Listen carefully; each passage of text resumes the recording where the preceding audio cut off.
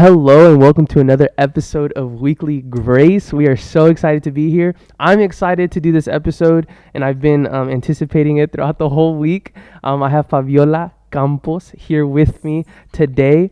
For those of you that do not know, she's one of the leaders here at Casa de Luz. House of Light Church, and she was willing. I was like, please, Fabiola, come on the podcast. I want people to know your story, and because she has such a beautiful testimony, and I just want people to hear more about who she is. So maybe, Fabiola, can you give us like kind of like who you are a little bit, and where you come from, and all that good stuff? Of course. First of all, thank you, Carlos. You're too nice. It was not easy for me to be. I told Carlos I'm a little shy in front of the camera more than I am in person. Yeah, So, but yeah, me. Well, as you know, I'm married to Tony Campos. We've been married for the past 25 years. that's which older has than I been am. An adventure. Can you believe it? You were not even born. No, I wasn't. So but it's been neat. I mean, it's been a blessing sharing this life with him. I was born in Mexico, and I grew up there most of my life until I was young, and met Tony. We got married, decided to go to Bible college together. Wow. Yeah, and we did that, and then felt the calling to go into missions, and there was a need for missionaries to go to Belize. I Yeah. did not know where that was, so it was quite an experience. So we were there for 5 years, then moved back to Mexico, and then after being there for a year, came back here. But about me, well, I'm married to him. We have 3 kids. I have a granddaughter from my oldest daughter, which is April, and then I have a son, Tony, and Abby. So I'm a mother to those 3 wonderful kids. I Yes, love you guys. they're all lovely. They're They're a all lovely. blessing to me. And then Sophie, she's my granddaughter. She's about to be 5. Wow. So I'm a grandma too. But one of my passions also is church planting, being in ministry, leading women, or whatever I'm needing. Sometimes even the kids. I Yeah, love working with the kids and learning. There was a time that I did that for a while. And yeah, that's me. I'm currently, other than Casa de Luz, being full-time involved in Casa de Luz, I serve as part of the Women's Ministry National Team for NAB, the leadership team, so I'm part of that too. I'm doing that. That's pretty awesome. I don't know. Any questions about Yeah, no, that's pretty Sorry. awesome. No, I know, and I know that you are a leader here at Casa de Luz, but then also you are involved in a lot of other things, which is pretty cool because I feel like that gives you like a lot of experience, not only in like churchy stuff, but also Yeah. just in leadership, Yeah. and that's pretty awesome. No, I just wanted to kind of like rewind a little bit and maybe kind of because you said that you met Pastor Tony or Tony. I'm trying so hard to stop saying Pastor Tony because he said one time he was like, stop being so formal, like just call me Tony. I was like, okay, okay. It's hard, right? Yeah, it is hard because I've done it all my life. Yeah. But so Tony and you guys met when you were I was very young. I met Tony when I was 15. 15, right? Okay. Yes. And then so at that point in your life, were you already a believer or were I was. Oh, okay. I well, going back to how I met Tony. Yeah, I was a believer. I met the Lord. Well, God has always been part of my life. I did not grow up in a Christian home, but my mom, she met she came in, encountered or got to know an organization called the Salvation Army. Okay. And she was they do a lot of social service, but that's how I came to know the Lord, because it's a Christian organization. So my mom had the need to put me first in the nursery or the daycare, but then moved me full time to be part of the children's home. So because she was a single mom, she struggled a lot. But that's how I met the Lord. So it's always been part of my life. I always think how I truly received Jesus in my heart. Yeah. And every time I remember to me, there wasn't an event where I said, "Yeah, God, I give you my life." I remember giving my life to Christ like 100 times. Every time I felt like there was something that God revealed in my heart, and then. In the church I grew up, they had something called the altar call, Altar call, where yeah. they will invite people to come to the front and pray. And if you accepted Jesus, like you in front just say, "Yes, I gave my Yeah. life to the Lord." I did it like 100 times. Yeah. So, but I was a believer when I met Tony. God was always, called me at a very young age, and Yeah. I had um, that in my Yeah, life. yeah, just like in your life. That's awesome. Yeah. I'm always fascinated with this because you said that you kind of came to the Lord like when you were very young. And I think that's a beautiful thing. At what point, because like you just mentioned, you were a missionary in Belize for 5 years, which is I believe it's a really long time. And ever since then, now thinking about it a little bit more, you're still a missionary. You're Yeah. still a Yeah, we're missionary. still in missions here. You know what Yeah, I we're still mean? So missionaries. it's not like you Yeah. stopped, right? No. So like ever since you were a little girl, when did you know, or how did the Lord place on your heart that, Yeah. hey, Fabiola, you know what? I'm calling you to missions. Like, when Yeah. did that happen, and how did you react to that? Yeah, I was, um, I was a kid that really absorbed the things of God. Like since I remember, like everything that I learned from the Bible, a Bible verse, and whatever I was learning in Sunday school, I took it, by heart. Like I just had like, oh, I didn't know this about the Bible. I didn't know that about the Mm-hmm. Bible.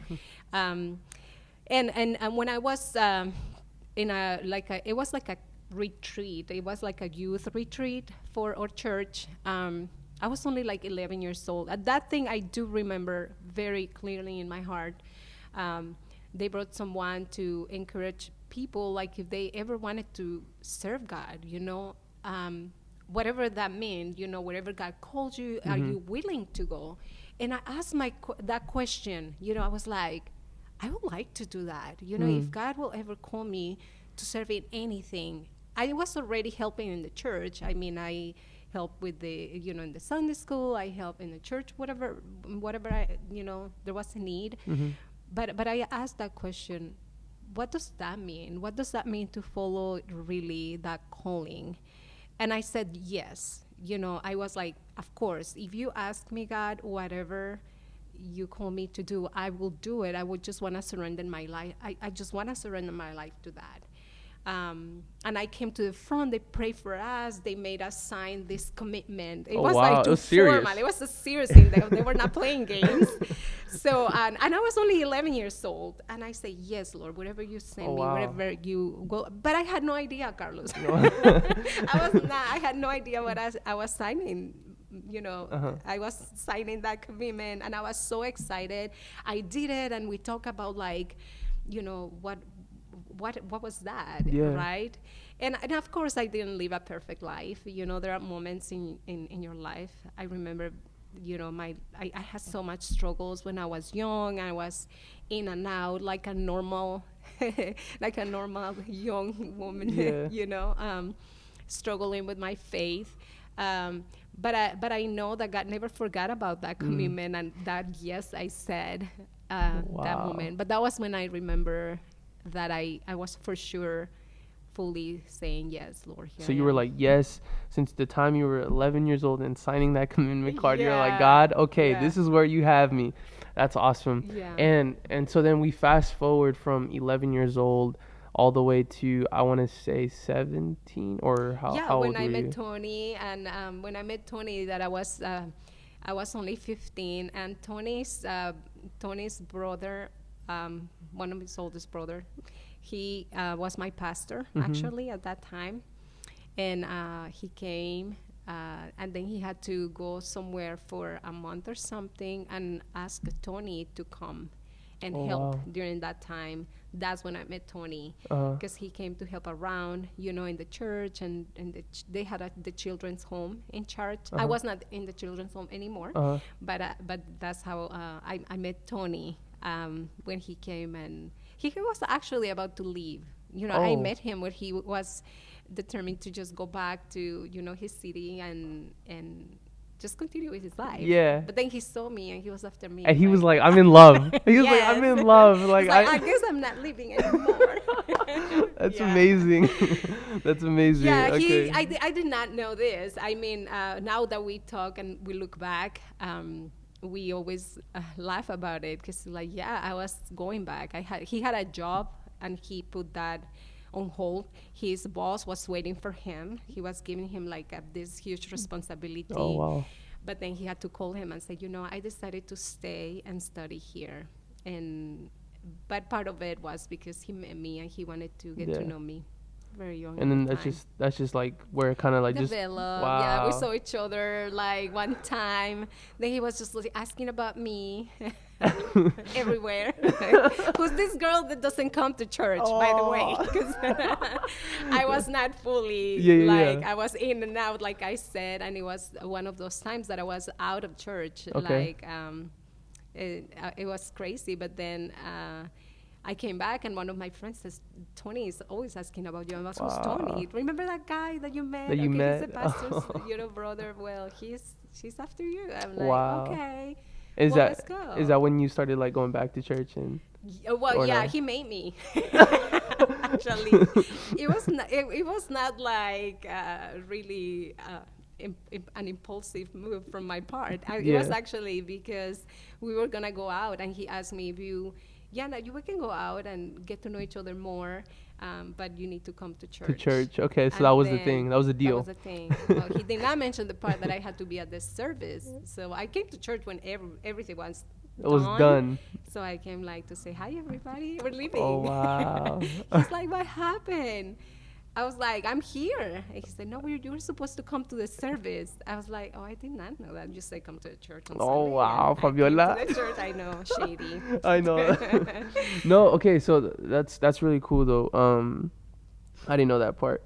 Yeah. But no, I wanted to ask then. So when you were 11 and then 17, and then just going into because you went to Belize, right? Hmm. So how did you like? How did you figure out, or how did you find out that you were going to this small little country that you didn't even know where it was? Yeah.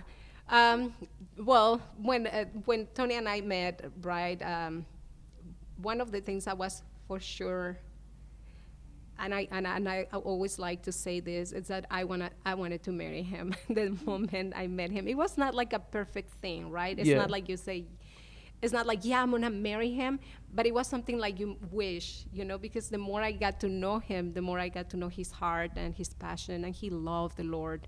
And I was so impressed by that I was like, you can only wish, right? Like, I wish I can marry this guy tomorrow, Oh. but we were so young, and I told him, I was like, You're really, ready. you got me. Yeah, you're ready. Yeah, so I was sure I wanted to give my life to God if He calls me. I was sure when I met Tony, and I'm not so sure about some things. Yeah, I'm a very indecisive person when it comes to some things. Hmm. So, but those things were sure in my life. Okay. So when we were married, we got to know each other, and of course, there's a lot of more details into how we ended up getting married.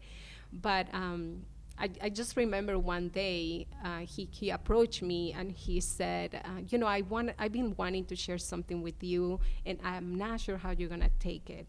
Of course, we were in church. We love God Yeah. and everything, but he truly wanted to share his heart to go after God's call to be in full-time ministry, Mm. and he didn't know how to say it. He was like, I don't know how you're gonna take it, but I feel this strong call since I was a young guy, like I was a little kid. I feel like I wanted to, just be in ministry. And I said, are you kidding me? Mhm. And he's like, yeah, but it's okay. We can talk about it and all that. I'm like, no, but that's something I always wanted to Wow. do Yeah. too.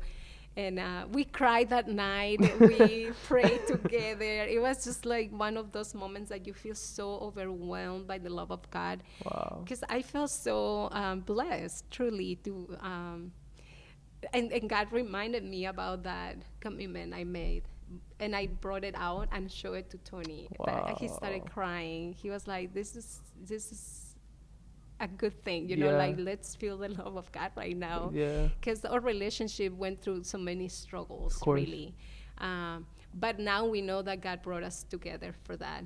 So we sold everything from our house. Like we sold our furniture and left, took off to Bible college. Mhm.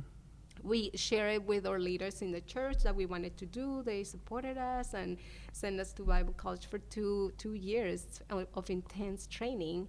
While being there, uh, you wonder because they sent you when Mm. you graduate. They have like a place for you to go and go on your ministry. So we always talk about like where we're gonna go and all that. And like I said, in those years, in that year, last year, we were in Bible college. There was a need for people to go and serve in Belize. And not a lot of people wanted to leave the country and go Mhm. somewhere. But the idea of doing that, I don't know, we got excited about it. We were like, what if we are for that? Why don't we Wow. pray about it and and bring it before God and see if that's something God would want us to do. Let us Mhm. not make it about us, that we want to get excited about it, but if there's truly God is leading us to this place. Mhm. So that's basically how that happened. Wow. So we pray about it, and they sent us to Belize. We were, I think, from our generation or group, I think we're the only ones sent Wow. outside of our own, like our country. Yeah. So when you left, and correct me if I'm wrong. So when you left, you were like, okay, like this is where God's calling us, or at least we feel like this is where God's calling us. Yeah. And then when you got there, what was that experience like? Because for a lot of people listening, and even for myself, like we visited other countries, Mm-hmm. but to literally what you just said, sell everything and Yes. say, okay, like we're doing it, Yeah. and move to another country. There's a different language too. Yep. What is it called? I don't want to pronounce it It wrong. is actually the official language is English, Uh huh. but they have a Creole. Creole. Yeah, they Yeah. have their own dialect and that they speak. Yeah. So that's the one I learned. I thought I Cre- learned English, English, but but you it was didn't. You Creole. were in Creole. Okay. Yes. So like you did all of this, and Yeah. you go to this country.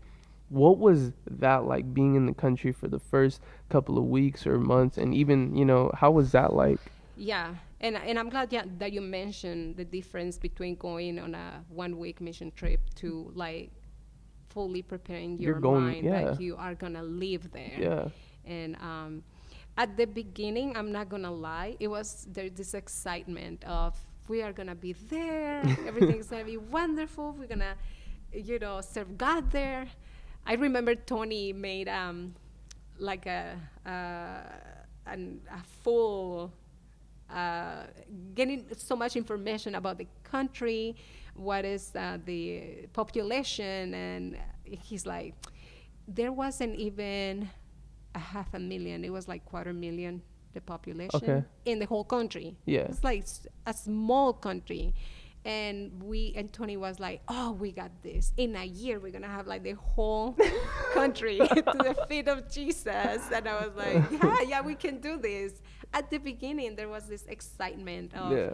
what we're gonna do. That we had this plan of how we were gonna do reach out and all that. So when we arrived, the first day, I couldn't understand anyone. They were different than me because they're the person, the city of Belize is mostly black. Mhm. So it was like kind of scary Mhm. because they it's not that they're scary, but No. Yeah. uh, the whole thing started to look different. And I was okay, Yeah. well, but they were really nice. They Yeah. were so welcoming, and they were so excited also to be working with us too, at the church that we got to. Uh, but as days go by, I would say like probably after 2 weeks, I really wanted to go back. Yeah. I was like, I made a mistake. This is not for me. What am I doing here? I cannot even put a sentence together because I didn't speak English.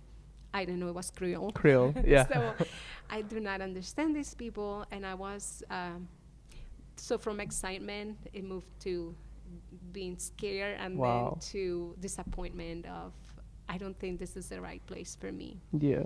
And and Tony was a little more strong on that part. So the advantage of going together Yeah. is that when I felt like I couldn't do it, he encouraged me, and when I felt like he couldn't do it, I encouraged him. Yeah. Yeah, like we can do it. Yeah. We can do this. So it's kind of like going back to the idea in the Bible where it says like iron sharpens iron. So when like you were Yes. down, he would lift you up, and then when Yes. he was down, you would lift him up. That's a Yeah. beautiful thing, and It is. that's It something like is. marriage. That's what the Bible talks about marriage. Like you guys are there for each other. You know what I mean? Yeah. So that's beautiful. Yeah. I've always had this question, and I think I've asked you in the past, but just to ask on the podcast, um, when you were there, and because that's where I'm guessing or I'm assuming that you found your love for not only missions but Mhm. for planting churches, right? Yep. So when you were there, and this excitement mixed in with fear, mixed in with just uncertainty, all of these mixed emotions, and then going into this and saying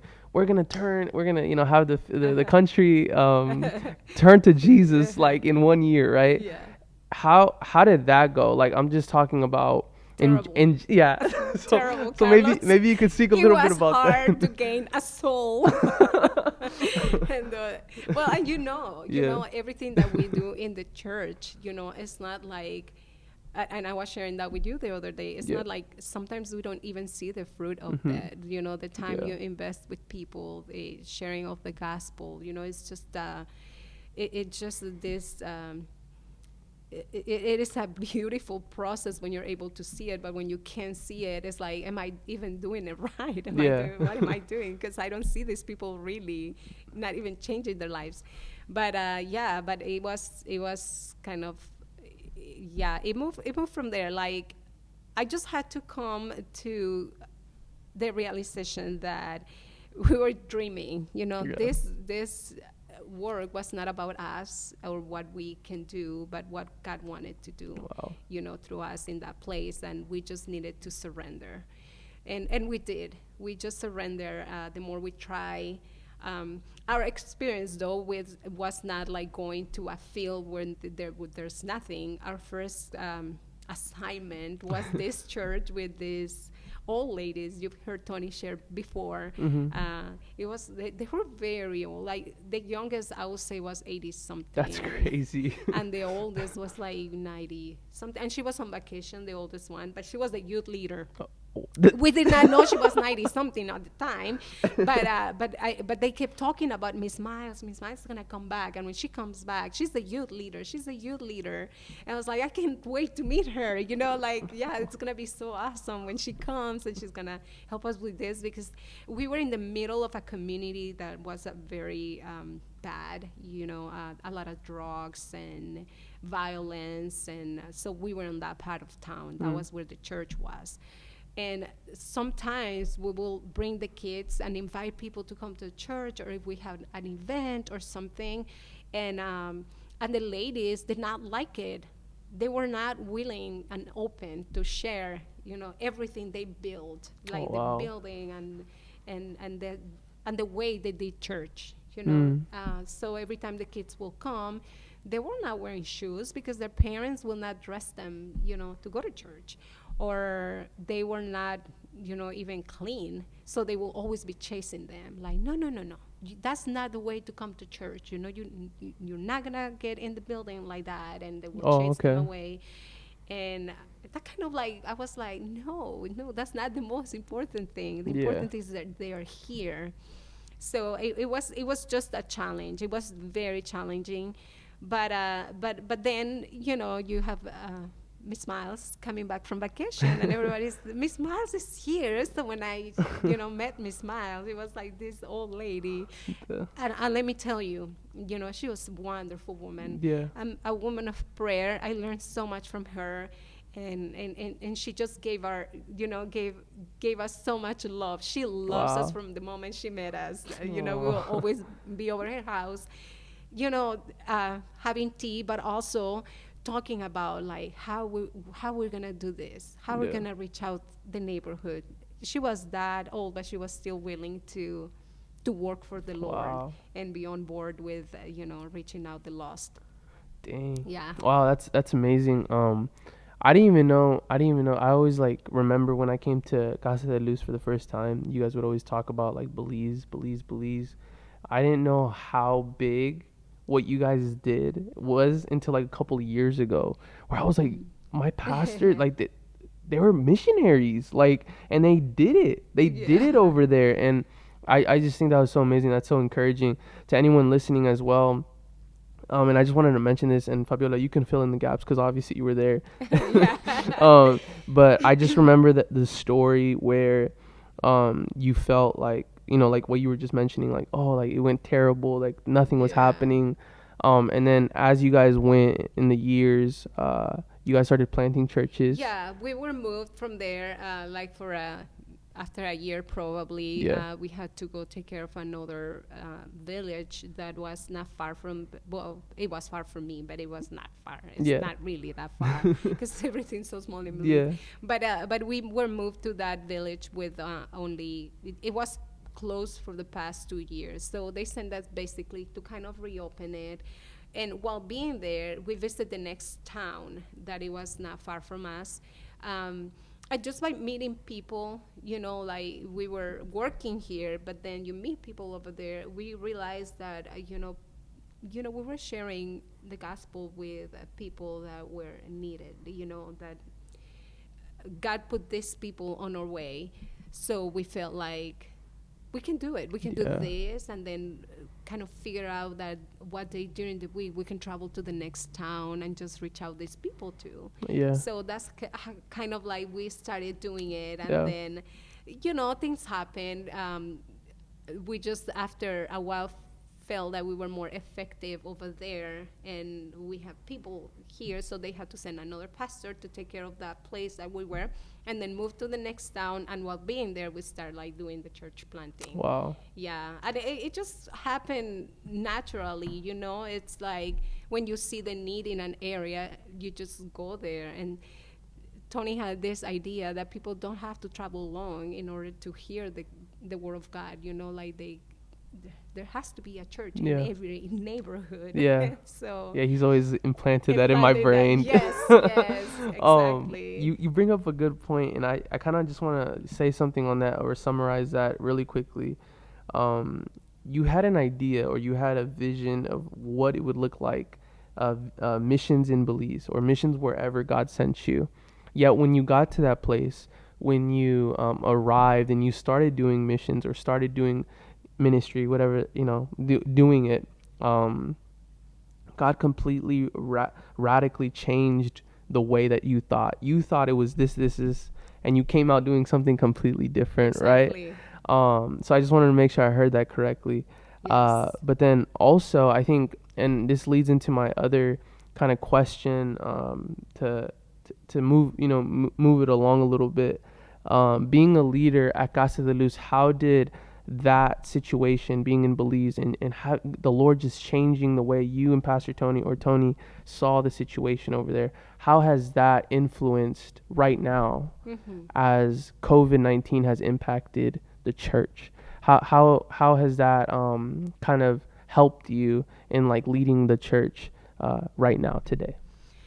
Yeah, well, I think that everything that you go through, and God, all the experiences that God puts in your way are not a waste, even if you Yeah. feel like they're like, oh, I don't, and don't dwell in the bad experience. Never, Mm.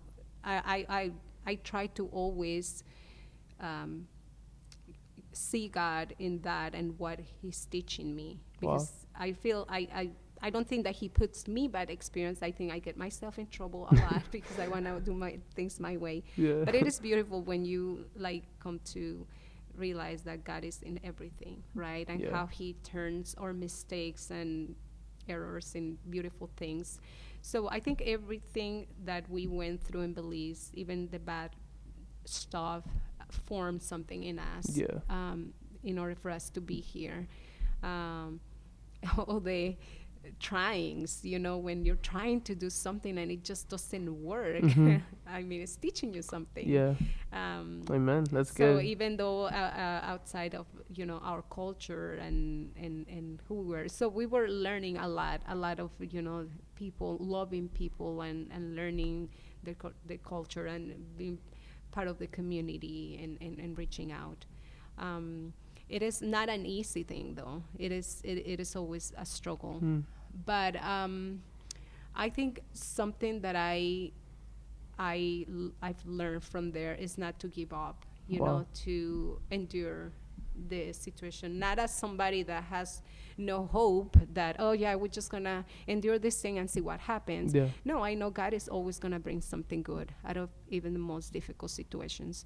So we just struggle a lot, but we trusted God. So we did this, it didn't work. So we trusted God. This is happening now, and it's out of our hands because it's just happened. Yeah.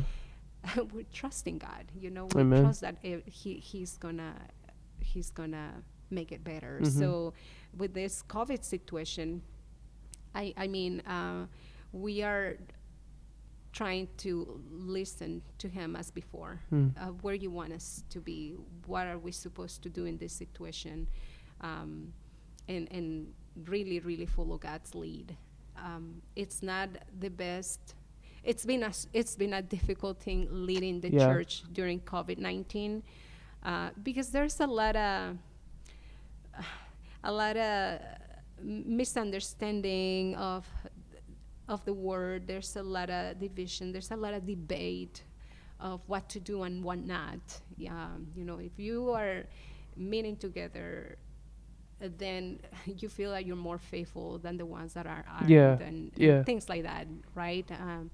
But uh, but I try to listen to where is God leading me, and not people. Even if people they need to have something, um, I don't feel like it. I don't feel like it's like that. Why do you feel like you need it in Yeah. order to follow God, or be faithful, or just continue to be the church? Wow. Because if those things are removed, really, like the building, the Sunday Yeah. service, truly, like, if we remove these things from the church, are we still being the church? Mm. You know.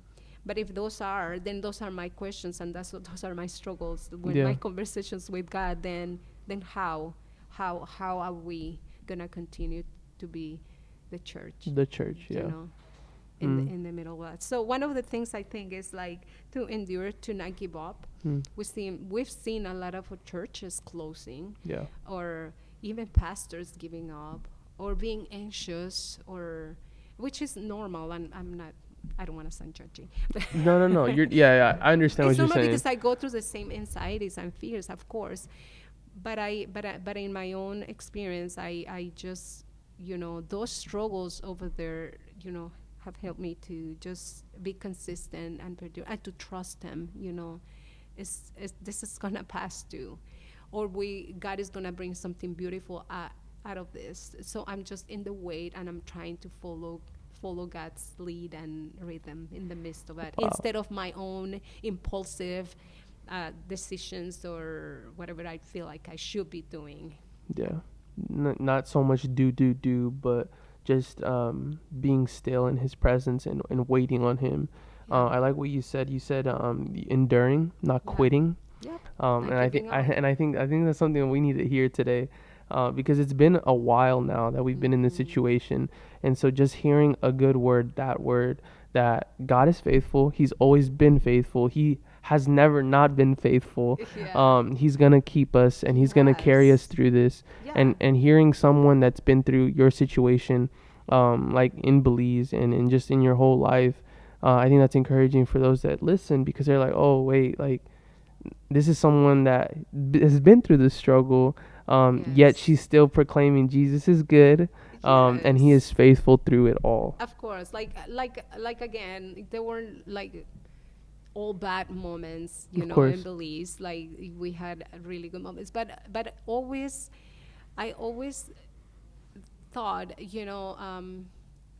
that ministry was going to be this wonderful experience where I was going to learn a bunch of things just like that, and no, I had to, it's a process of trusting, and we went from good to bad to good moments, bad moments, good moments, bad moments. But like I said, it was wonderful to see how even in the bad moments we were able to see the hand of God like working, providing for us, reassuring us again that we were not alone. There was a lot of, even our family, it was not easy to move from our country. And to me, the most difficult thing that was for me was to live in my family. Yeah. I never ever traveled outside of my city. Wow. When I went to Bible college, in my mind, I was just gonna marry, have kids, and be there, and that was it. That was it. I never in my head had the plan of moving from Saltillo because that's where my family is. But so it was a scary thing to just be away from the people you love and then following this calling. So I always pray for my family. I was, God, I'm away from them, but they're my first mission in my heart. Wow. Allow my life, if anything, because I'm not there, but I can still witness to them, that you're faithful and that you are, that they can get to know you. Yeah. One way or the other through if my life is, in my life I can show them or be a good testimony for them. So it was these times where I was trying to leave, but then I was able to see God's faithfulness, and then God again embraces and carry us by hand. Wow. You can do this. So a lot of people say, what are you doing there? Why are you struggling so much? Even when we visited Mexico, people from Mexico were like, so you live in Belize? Yeah, and what were you doing there? And we explain however we can, to people that are not believers what we were doing in Belize. And they were like, but why? Yeah, wow. Why are you putting up with all these struggles? You don't Yeah. have money. You don't have you're away from family. There's not even Mexicans in Belize. I mean, there were not many Mexicans in Belize. I don't know, for some reason they do not like to live there. So you're away from your people and everything for what? I was like, because I think that's where God wants me to be right now, and it was just a whole process of not letting go of that calling, and that's what I feel always kept me going to that, don't give up, Yeah. God has this, and then just keep going. Yeah, don't give up and keep enduring, basically. And scripture says this in Romans 8:28. It says, and we know that in all things God works for the good of those who love him, who have been called according to his purpose. So I just wanted to quote that verse really quickly because that's exactly what we're talking about here. Fabiola, I just want to give you a big thank you for coming and sharing.